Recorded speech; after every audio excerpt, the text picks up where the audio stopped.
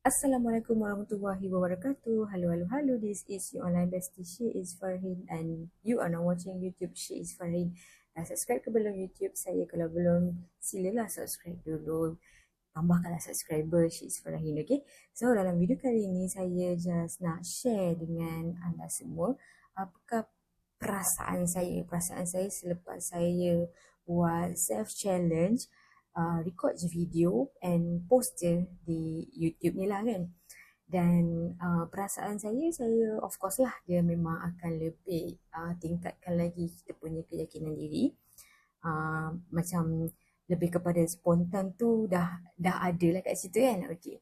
Keduanya adalah saya jadi lebih macam uh, nak tak nak setiap hari tu walaupun kita rasa penat ke apa ke kan, kita tetap kena buat video lah. Cumanya along the journey saya buat self challenge untuk buat record video untuk tingkatkan lagi saya punya keyakinan ni, saya lebih semalam je yang saya tak sempat record video sebab macam penat sangat, sebab saya ada exhausted memang banyak sangat, daripada pagi sampai malam saya memang tak sempat langsung.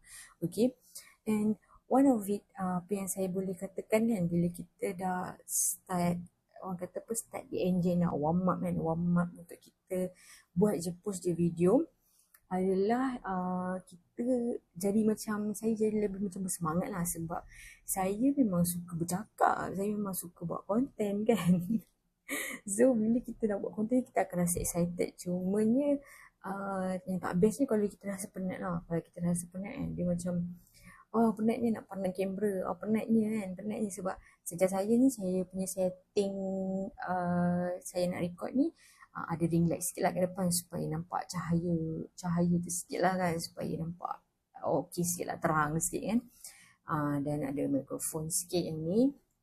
Lepas tu apa lagi, basically macam dari segi topik pula, saya just tengok dekat threads ataupun saya ada ChatGPT lah, apa topik nak cakap kalau saya nak buat video macam tu lah. So daripada topik tu, kita ceritalah secara spontan kan, sebab saya punya misi adalah sebab saya nak increasekan lagi saya punya confidence level, yang mana SOP-nya adalah saya just tahu tajuk, tahu topik, dan kita buat video dan post tanpa perlu edit lah, tak adalah edit sangat pun. Jadi kalau macam along the way juga saya belajar untuk buat video dengan cepat sikit lah, sebab most of the time saya tahu yang macam mana cakap, nak especially wanita kan, kita kalau nak buat video ni, kita macam nak nampak bersiap sikit kan. So kalau macam kita malas sikit kan, ni tips dia lah adalah pakai filter. Pakai filter, macam saya pakai filter, tak adalah makeup sangat ke apa kan, pakai filter sebab kita of course lah, macam kadang-kadang kita just nak record, kadang-kadang 5 ke 10 minit je video kan, tapi macam ini makeup malas je macam tu kan. So boleh lah pakai filter. So this is one of the tips lah kan. And kalau orang tanya saya record pakai apa, saya memang pakai phone. Lepas tu apa yang saya ada je, dan saya record dekat TikTok sebenarnya. Saya dekat TikTok tu saya save video dan saya publish dekat YouTube. Saya rasa macam janji start je lah kan, sebab kalau kita nak fikir nak kena pakai kamera yang mahal lah, nak pakai tu lah, nak pakai ni lah, sampai bila-bila tak mula. So along the way saya I've learned a lot walaupun dalam beberapa hari ni kan. Dan antara salah satu perkara yang saya belajar juga adalah, sebelum ni saya letak mic dekat sini.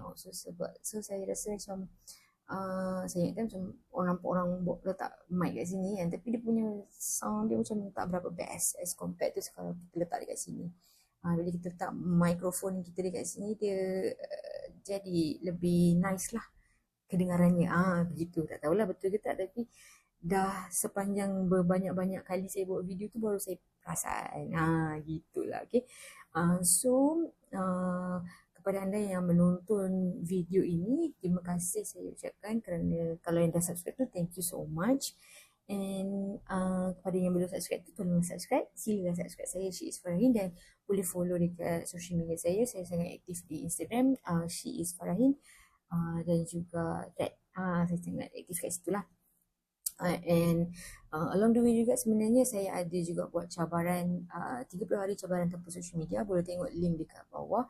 And insyaAllah juga sebenarnya saya nak keep on buat online event juga, so kita boleh still keep in touch lah, bestie kan, as my tagline, your online bestie kan. So saya along the way, dan saya nak tanya jugalah, ada tak yang minat kalau macam setiap malam, maybe dalam seminggu ada 1 ke 2 malam macam tu, saya nak open Google Meet, kita buat 30 minit tulis diary kepada diri sendiri, sebab saya memang suka tulis diary, saya memang jenis orang yang tulis journal.